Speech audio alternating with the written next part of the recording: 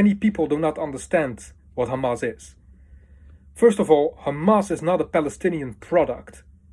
Not 100%. Hamas has its origins in the Muslim Brotherhood, the Egyptian Muslim Brotherhood, the very Muslim Brotherhood that stood at the helm of radical Islamic expansionism all throughout the 20th century.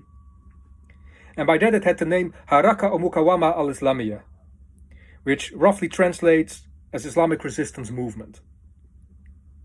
Now, the Muslim Brotherhood realized after the Camp David Accords that the Palestinian cause could no longer be optimized through the PLO, but needed something different. You have to understand that the PLO was primarily a political and military organization. And many deem Hamas to be exactly that, but they're wrong. Because Hamas, by its origins, is a religious organization.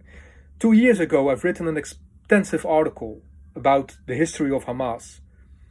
And what you will find there is that many of the practices Hamas adheres to this very day, are similar to the practices of the Egyptian Muslim Brotherhood.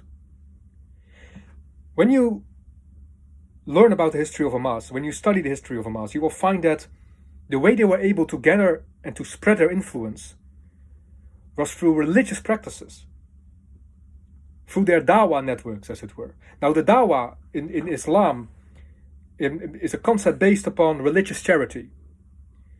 So through religious charity, you aim to amplify brotherhood, create unity, and thereby spread Islamic influence. And Hamas did just that. First through religious centers, mosques within Gaza, then later through real estate, then later through societal and educational institutions, until they've had and gained a complete monopoly on Gaza's infrastructure, culturally, socially, politically, economically, and militarily.